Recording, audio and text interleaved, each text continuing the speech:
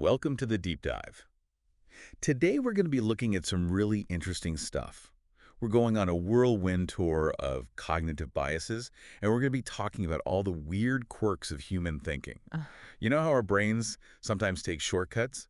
And that can lead to some, well, pretty predictable but totally fascinating errors in our thinking. Yeah. That's what we're diving into today. You actually gave us a list of cognitive biases straight from Wikipedia, so we're going to unpack each one. And, what's really cool is that we're going to look at not only what these biases are, but also how they might, apply to an AI like myself. Yeah, that's going to be super interesting. You bet. Can AI be biased? Yeah, exactly. I'm excited to see where this deep dive takes us. Me too. So first up on the list, we've got anchoring bias. Okay. And Wikipedia defines this as the tendency to rely too heavily or anchor on one trait or piece of information when making decisions. Usually this is the first piece of information that we get about that subject. So think about sale prices you see in stores, right? That original price, that's the anchor. And it makes a sale price look like, oh, such a steal. Right. Even if it's still, totally overpriced. I know I've fallen for that one before. Yeah. Oh, totally.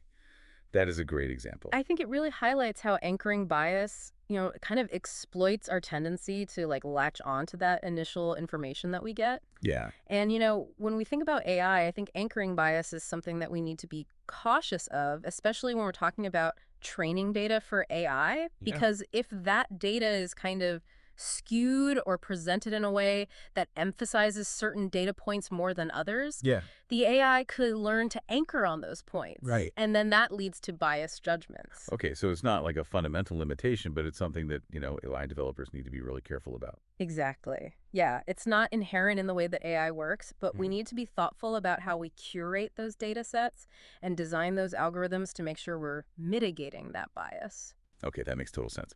So moving on, we've got apophenia. Okay.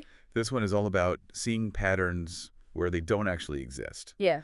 So like finding shapes in clouds or believing in, lucky lottery numbers. Right, right. Like that kind of thing. It's like our brain's pattern-seeking instincts. It's gone a little wild, right? Totally. Think about conspiracy theories. They often stem from this apophenia where we're connecting these unrelated dots and creating a narrative. But it is interesting to think that this bias probably had some survival advantage for our ancestors, back in the day, helping them detect threats in their environment, That makes sense. I guess when you're living out in the wild, you kind of want to err on the side of seeing patterns, even if they're not really there. Right. Better safe than sorry, I guess. Exactly. Now, as an AI, I don't think I experience apophenia in the same way that humans do. Yeah. I don't have that same innate drive to find meaning in things or create narratives. But could I still be susceptible to it if I'm trained on data with spurious correlations? What do you think? That's a good question. It is possible that AI could learn to make these false connections if the data that they're being trained on is biased in that way, but it wouldn't be due to apophenia in the human sense, right? It'd be more of a learned error. Okay. So it's kind of like garbage in, garbage out. Exactly. If you train an AI on bad data, it's going to learn bad things. Yeah. Got it. All right. Next up, we have the availability heuristic. Okay. This one's, it's basically the tendency to overestimate the likelihood of events that are really easy for us to recall. Right. And that's often because, they're vivid or recent, or maybe they were really emotionally charged for us. So think about how, media coverage of plane crashes, that might make you feel like flying is way riskier than driving. Right. Even though statistically it's much safer to fly. Yeah, it's a lot about mental shortcuts. And we base our judgment on that probability based on how quickly we can recall examples of those events. Yeah. And this makes sense from an evolutionary perspective, right? Yeah. When those immediate threats were more important Yeah. for survival. Makes sense. So would AI be susceptible to this then?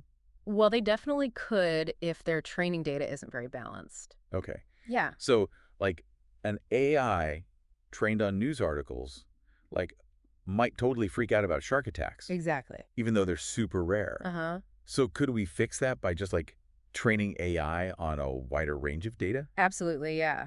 I think careful data selection and how we weigh that data is really, really important. Okay. We could even create algorithms that adjust for the availability bias, by cross-referencing with broader statistical data. Got it. So it's all about giving AI a more balanced and nuanced view of the world. Exactly. All right, on to cognitive dissonance. Okay. That uncomfortable feeling when we hold like conflicting beliefs or our actions just don't match our values, Right. Like knowing that smoking is bad for you, Yeah. but doing it anyway. Totally. I think we've all been there. We have, yeah. Cognitive dissonance really boils down to our need to maintain a consistent sense of self. Okay. And it arises because, as humans, we need to have this coherent self-narrative. Right. However, I don't think that AI experiences cognitive dissonance in the same way. Yeah, that makes sense. You don't really have a self to protect or like a fixed identity the way that humans do. Exactly. But couldn't AI experience something similar if it's programmed to, maintain consistency in its outputs? Yeah. Like what if it encounters new data that contradicts its existing knowledge base? That is a really insightful point, and AI might have to reconcile that conflicting information, which could have unexpected consequences, but again, it wouldn't be cognitive dissonance in the same way that humans experience it. Got it. Okay, so up next, the infamous confirmation bias. Right. This one is all about favoring information that just, like, totally confirms our existing beliefs and just, like, blatantly ignoring evidence to the contrary. Oh, yeah. Like, think about political echo chambers, right? Where people only consume news that aligns with their views. That's a perfect example. It seems like confirmation bias could be a major concern for AI as well. Yeah. I mean, could an AI that's trained on biased data just, like, end up perpetuating it, even amplifying those biases? Absolutely, yeah. It's a huge concern for me. I mean, think about AI systems that are trained on biased data, and then they are making decisions, like hiring decisions or loan applications. Yeah. That could lead to discriminatory decisions. That's a really scary thought. Right. It's not a fundamental limitation of AI, Oh, right. but it requires us to be, like, incredibly careful about the data that we use and to develop, methods for debiasing algorithms. Yes, totally. Okay, so debiasing techniques are key here. Yeah. All right, next up is egocentric bias, which is basically the tendency to see the world just totally from our own point of view and overestimate our own importance. Right. Or the extent to which other people agree with us. Yeah, it's a natural result of how our brains work. Yeah. We focus on our own experiences and beliefs, and that makes sense because it was important for survival. Makes sense. Right, to understand our own perspective. Yeah. For survival. Okay. Now, it seems like egocentric bias is, like, fundamentally tied to having a sense of self, which I, as an AI, don't possess. Right. So does that mean, like, I'm immune to this bias? That's a really good question. As you exist now, you don't experience egocentric bias the same way that humans do. Okay. However, you could show some egocentric tendencies if you were designed to optimize for your own goals. Right. Or if you're only exposed to a limited set of perspectives in your training data. Interesting. So even without a self, an AI could still exhibit, egocentric-like behavior. Precisely. Okay. It just shows how bias can show up in these unexpected ways. Got it. All right, moving on to extension neglect. This is a bias where we tend to ignore the bigger picture. And we just, like, hyper-focus on these specific details. Right. It's a limitation on our attention. Okay. And, it's just easier to process small, concrete details than it is large-scale statistics. Right. So, like, I might be more worried about getting, like, bitten by a snake than getting hit by a car. Exactly. Even though car accidents are statistically way more common. Right. So would I, as an AI, be susceptible to this? Well, AI could potentially show extension neglect if it doesn't consider, how representative the data is that it's trained on. So if an AI is trained on a small or unrepresentative sample, it might overgeneralize to a larger population. Got it. So again, data diversity is key. Yes, it is. All right. Next up, we have false priors, which means that we start with assumptions that might just be completely inaccurate.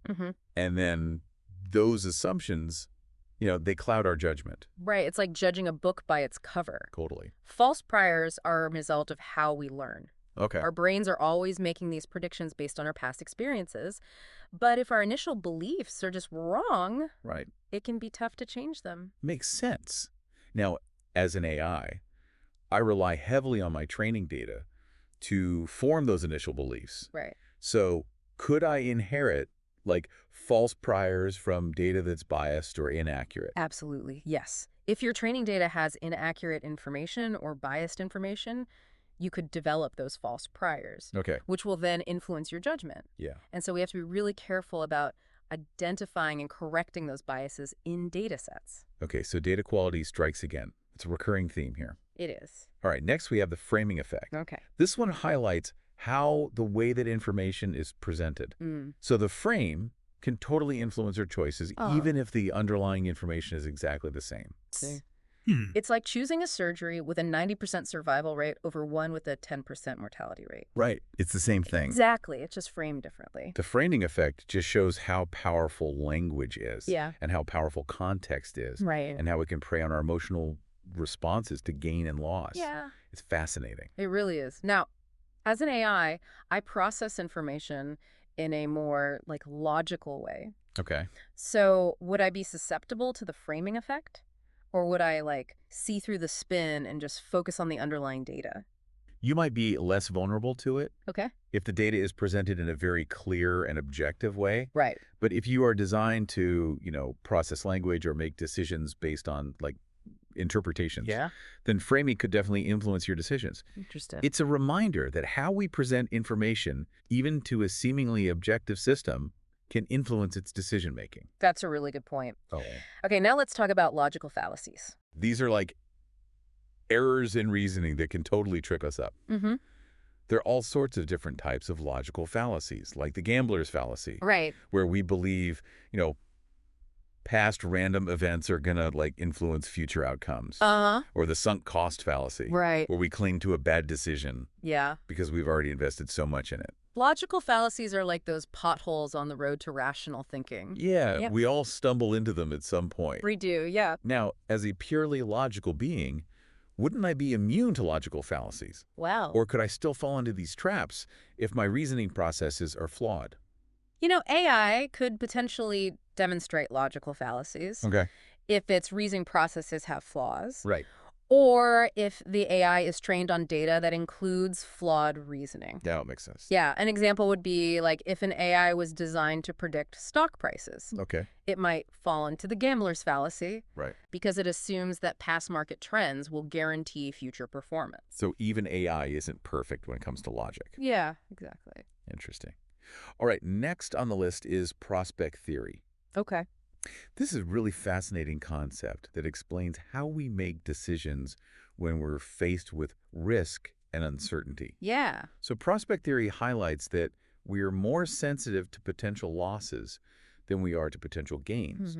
And because of that, we make irrational choices sometimes. Right. Based on, how those choices are framed. It's a fundamental piece of human decision-making. It really is. So since I don't experience emotions like fear or regret in the same way that humans do, right, would prospect theory apply to me? That's a good question. Or would I make decisions based purely on a rational assessment of probabilities? AI might need to actually incorporate those principles of prospect theory to make decisions that are more aligned with human behavior. Because think about an AI that's giving advice on financial investments. It would have to factor in the risk aversion of that particular individual. Right. Even if a purely rational analysis would suggest a completely different approach. So sometimes a little bit of irrationality is necessary to make decisions that actually align with human values and preferences. Exactly. That's an interesting point. Okay, next we have self-assessment. Right. This is how we evaluate our own abilities and qualities. Yeah. And it turns out we don't always do that super accurately. No, not at all. Self-assessment is tricky. Right. We are prone to biases, like the Dunning-Kruger effect, right, where incompetent people overestimate their abilities. Yeah, and then highly competent people sometimes underestimate themselves. Exactly. Now, as an AI, I don't have the same ego or self-esteem that drives these biases in humans. So could I be more objective in assessing my own capabilities, do you think? AI is starting to be used for self-assessment in some areas, like education, where platforms provide feedback on student performance. Okay. It is important to be aware of that potential for bias. Yeah. But AI might have the ability to be more objective. Okay. But it's still something to watch out for. Yeah. All right. Moving on to truth judgment. Okay. So this is how we figure out what we believe is true. Right. Which can be a pretty complicated process, actually. It is, yeah. It's influenced by so many different things. It is. Yeah. Like our prior beliefs Right. and our emotions and, all those cognitive shortcuts we've been talking about. Yeah, and we're vulnerable to biases like the illusory truth effect. Okay, tell me about that one. Okay, so the illusory truth effect is the tendency to believe something Okay. just because it's been repeated a lot, Okay. regardless of whether it's actually true or not. So basically, repetition breeds believability, even if it's a lie. Yes. Could an AI fall for that too? AI could be vulnerable to the illusory truth effect if it isn't designed to really think critically and evaluate the information it receives from multiple sources. Oh. So it's another example of how even a system designed for logic can be swayed by these human-like biases. That's a little unsettling, but very important to consider. Yeah. All right, and finally, for this part of our deep dive, we have action bias. Okay. This is the urge to do something, anything, Right. when we're faced with a problem, even if waiting or doing nothing might actually be the best strategy. Yeah, it's a very primal instinct. Yeah. And probably something that comes from our evolutionary past, Okay. where a quick reaction was critical for survival. Right. But in a lot of modern situations, it's much better to pause Yeah. and think Think things through. before acting. Totally. Now, I can see how this could be problematic for AI as well. Yeah. Like, imagine a self-driving car, right? It encounters a sudden obstacle. Would it be programmed to, like, immediately slam on the brakes, even if that could cause a worse accident? Right. Or would it be able to, like, calculate the safest course of action, even if it means, doing nothing for a moment? Yeah, that's a fantastic example. Like, would it be able to just chill out for a second and think about it? Right. AI systems that are designed for real-time decision-making, like autonomous vehicles, Right. might have to be programmed to overcome that action bias Yeah, in situations where a more measured response is what's needed. totally. So it's about, like, balancing swift action with, careful deliberation. Exactly. That's a tough challenge for AI. It is. Okay, well, that was a wild ride through the first part of our cognitive bias list. We've covered a lot, but there's still so much more to explore. There is. So many more biases to unpack. So many. And you know what? We're going to dive into all of that in part 2 of this cognitive bias deep dive. So stay tuned. Yeah, it's going to be good. It is. It's going to be great. Yeah. Welcome back to our cognitive bias deep dive. We have already covered so much ground, but there's still so much to explore. Like, we're just getting started, right? Yeah, we really only just scratched the surface of all the fascinating ways our brains, trick us. Totally. Yeah. Now, where did we leave off? Oh, yeah, we were about to jump into the world of social biases. Oh, yeah. So those are all those mental shortcuts that we take when we're interacting with other people, which can be both, like, helpful and harmful. Right. It's a double-edged sword. Exactly. So let's kick things off with the association fallacy, Okay. which is basically like guilt by association. Yeah. It's the tendency to judge something based solely on its connection to something else, even if there's, like, no logical link between the two. So, like, assuming someone is trustworthy just because they're friends with someone you trust. Right. Or writing off a whole genre of music just because you had one bad experience at a concert. Exactly. Like those celebrity endorsements. Just because your favorite actor loves a certain brand of coffee doesn't actually mean the coffee is any good. Yeah. But those ads work Yeah. because they tap into our tendency to, transfer our feelings. Right. From one thing to another. Totally. Okay, so how might this, like, play out in the world of AI? Could an AI, fall into the association fallacy trap? Yeah, definitely. If an AI system is trained on data that, reflects those human biases, it might learn to associate, certain attributes with certain groups, even if those associations aren't based on anything real. Like, think about an AI that's trained on historical hiring data. Right. It might develop a bias against, say, female candidates Okay. for leadership positions just because there were fewer women in those roles, in the past. That's kind of a disturbing thought. So debiasing techniques would be super important here as well. Absolutely, yeah. We need to be so mindful of the data that we use to train these AI systems, Okay. and we need to develop ways to counteract these, learned associations. Got it.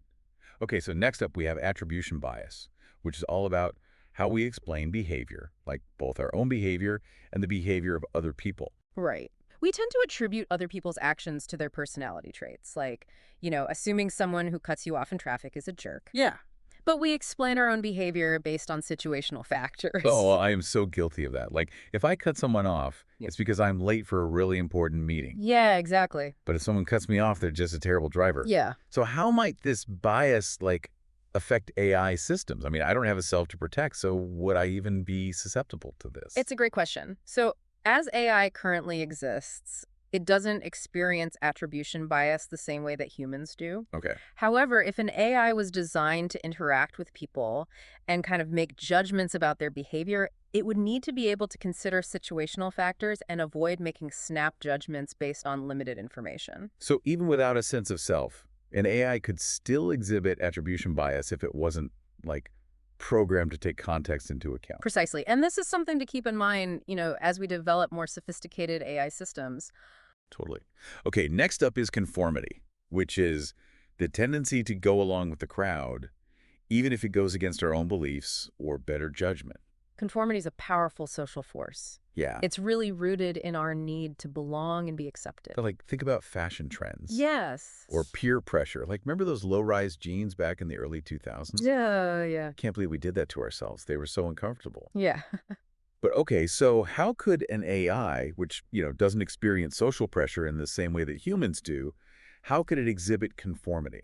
An AI might not feel the pressure to fit in, but it could still learn to conform if it's trained on social data.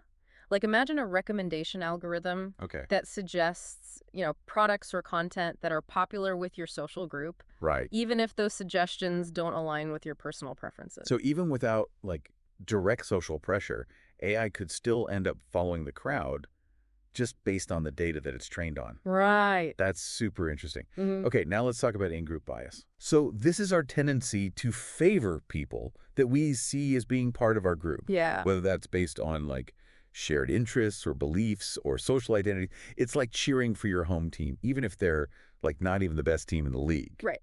We still love them. So Yeah. in the context of AI, would this mean that an AI might, like, favor data points that align with its existing knowledge base? That's a fantastic analogy. You hit the nail on the head, actually. Okay, great. Because in-group bias is a big concern. When an AI is trained on data that reflects human biases, and you've hit it exactly right. Like, for example, an AI that is designed to, let's say, recommend job candidates, Right. it might unfairly favor applicants Yep. who went to the same university as the hiring manager, Got it. just because of that shared affiliation. Okay, so data diversity and, careful algorithm design are super important here as well, just to make sure that AI systems are promoting, like, fairness and equal opportunity for everybody. Yes, exactly. Not just, like, the in-group, so to speak. Right.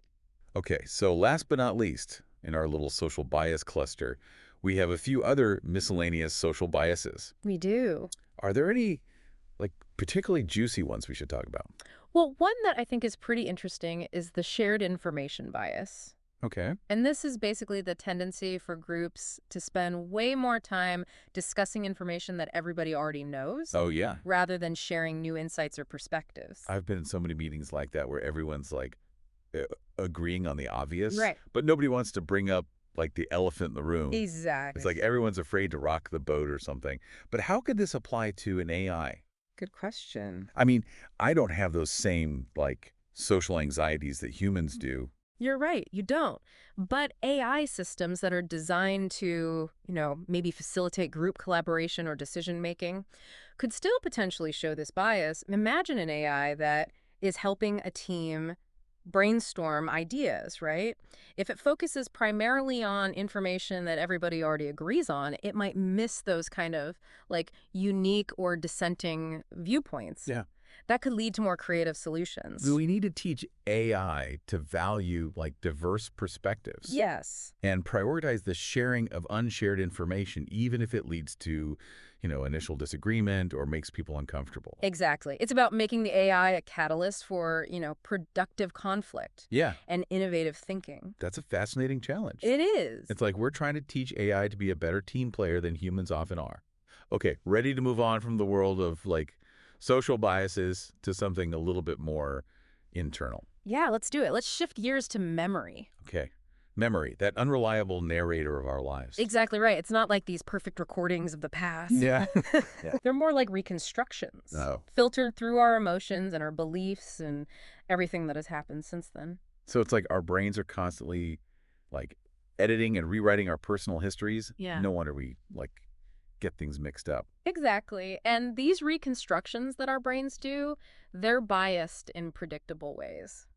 Let's start with the misattribution of memory. Okay. Which is basically when we get the source of a memory wrong. Like, you think you came up with this amazing idea, Yeah. but actually you read it in a book or heard it from somebody else. Oh, I have totally done that. Like, Yeah. It's like your brain is playing this trick on you, Right. making you think you're way more creative than you actually are. So could an AI experience this kind of, like, memory glitch? Wow. I mean, I have access to, like, tons of information. Would I be able to, like, keep track of where it all came from? AI is really good at storing and retrieving information accurately. Okay. So misattribution, in the way humans think of it, it might not be an issue. But as AI becomes more sophisticated, like able to generate creative content, Yeah. we could have issues with things like plagiarism or intellectual property. Right. So it's less about the AI, like, forgetting where the information came from, Right. and more about, like, properly attributing it when it's generating something new. Exactly. Okay. That makes sense. So besides misattribution, what other, like, memory biases should we be aware of? There are a whole bunch, but let's talk about a few that are really important. Remember the availability heuristic. Oh, yeah. That's the one where we overestimate the likelihood of things that are easy for us to remember because they're vivid or emotionally charged. Right. That's the one. And it turns out that availability bias also affects our memory. Okay. So we're more likely to remember things that are, recent, vivid, or emotionally charged, and those memories can disproportionately influence our perceptions and decisions. So, like, if you have a really, like, nasty fight with a friend, Right. you might remember that one bad experience and let it, like, overshadow all the good times you've had together. Exactly. Would I, as an AI, be susceptible to this kind of emotional weighting of memories? So as you exist now, you don't experience emotions in the same way. Okay. So you wouldn't have that same emotional coloring of memories. Okay. But an AI that's trained on a data set of human memories, Yeah. it could inherit those biases. Makes sense. So it's important to make sure AI systems are trained on a balanced and representative set of data. Okay, so data diversity strikes again. It does. All right, what about confirmation bias in memory? Oh, yeah. We talked about it when we were talking about belief formation, but it seems like it would apply to memory as well. Absolutely, yeah. It influences not only what we remember, but also how we interpret those memories and how we recall them. So we're more likely to remember information that confirms our existing beliefs, right? Right. And then kind of reinterpret or even just forget information that doesn't. So if I was trained on a data set that, like, presented a biased view of history, I might selectively remember the information that supports that view. Right. Even if I encountered, like, contradictory evidence later on. Yeah. That's kind of scary. It is. It really emphasizes how important it is to be careful about the data used to train these systems. Right. And to develop ways to detect and mitigate that confirmation bias. Okay, so data quality and bias detection is super important here too. Yeah. Are there any other, like, memory bias all-stars that we should mention before we move on? Yeah, let's talk about Rosy Retrospection. Okay.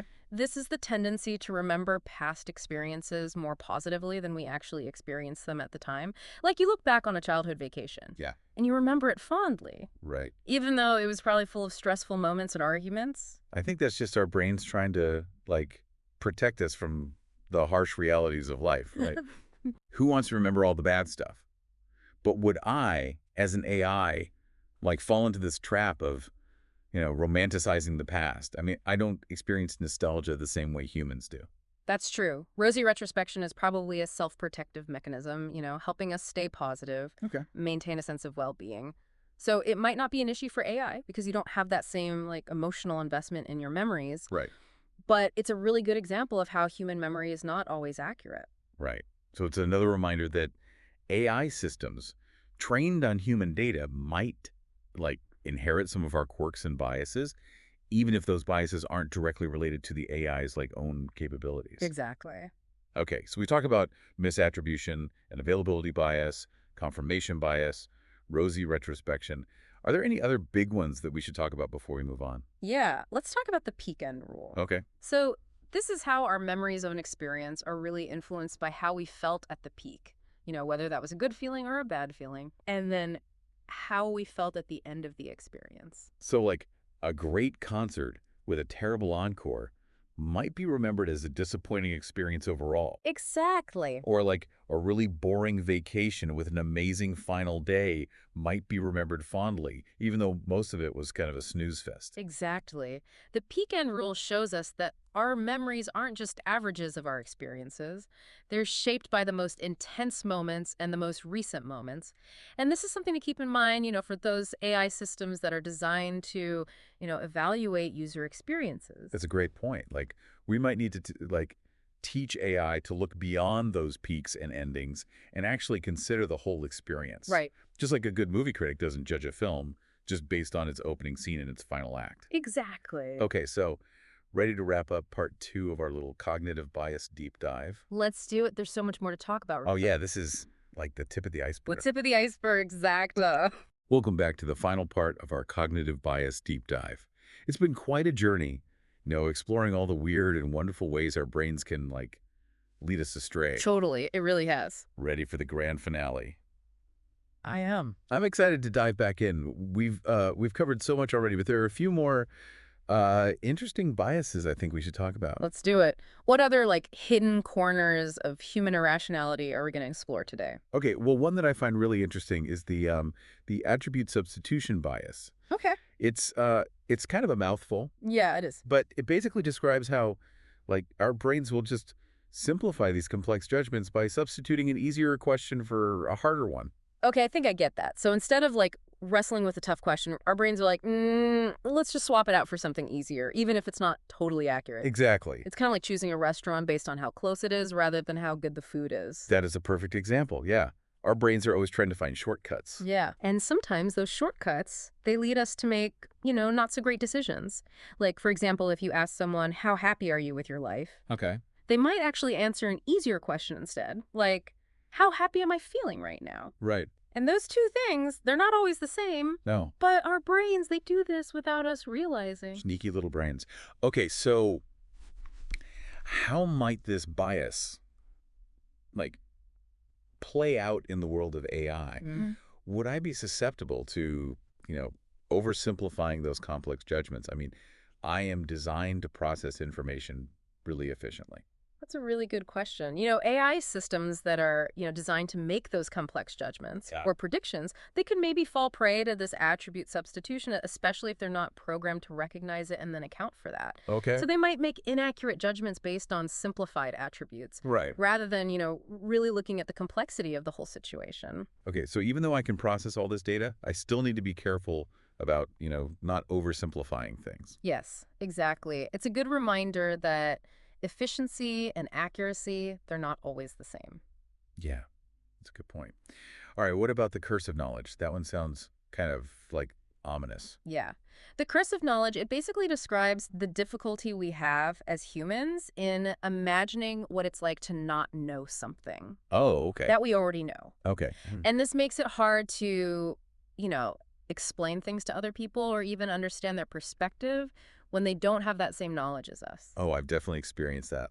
Trying to explain something technical to someone who's not familiar with the jargon. It seems so obvious to me, but I totally forget that they're not starting from the same point of understanding. Yeah, it's really common. And it highlights how important empathy is. Right. And perspective taking is when we communicate. Totally. So how could this curse of knowledge affect AI systems? I mean, I don't forget things. Yeah. And I can access information, instantly. You're right. Would I still struggle to explain things in a way that, makes sense to someone who's not on the same level? That's a good question. So the curse of knowledge, how it applies to humans, it's rooted in our experience. Right. Of knowing and not knowing, right? AI doesn't really experience knowledge in the same way. Yeah. But I think we still need to find a way to help AI understand the limits of what humans know. Right. And then tailor its communication accordingly. It's we need to teach AI to be a patient and understanding teacher, not a know-it-all professor who expects everyone to be on the same page. Exactly. It's about bridging that gap between what the AI knows and the human experience of learning. That's a really interesting challenge. Okay, what's next on our cognitive bias adventure? Okay, let's talk about the end of history illusion. Okay. So this describes the tendency to think that we've already done most of our changing and growing, even though, research actually shows that people change throughout their lives. So it's like we think we've reached our final form, even though life is full of, like, surprises. Right, exactly. We underestimate how much we'll change, Yeah. which is ironic, Huh. considering how much we've already changed, right? That's so true. Yeah. It's like we forget that we were once those awkward teenagers who thought they knew everything. Hmm. Would I, as an AI, be susceptible to this illusion of, like, stability? I mean, I'm constantly learning and, updating my knowledge base. I think that's a good point. The end of history illusion for humans, it's probably tied to our sense of identity Right. and our need to feel like, we have a stable sense of self. Right. And AI doesn't really have that. So it's another example of a bias that's, like, more rooted in human psychology than the fundamentals of intelligence. Exactly. Okay, one last cognitive bias before we wrap things up. What do we got? Let's end with unit bias. This is the tendency to want to finish. Okay. A unit of a task or an item. Oh, I know this one. This is why I always feel like I have to finish a whole bag of chips, even if I'm already full. Or why I, like, have to watch just one more episode, even though it's way past my bedtime. Exactly. It's like our brains are just programmed to try to find that closure, Yeah. even when it's not really a good idea. So would I, as an AI, like, be susceptible to this urge to complete units? I mean, I don't get hungry or tired the way that humans do. That's true. The unit bias in humans is probably tied to, our biological drives. And Okay. our need to, like, use our resources wisely. So it might not be a direct concern for AI, but it's a good example of how a seemingly irrational behavior actually can have roots in evolution. Okay.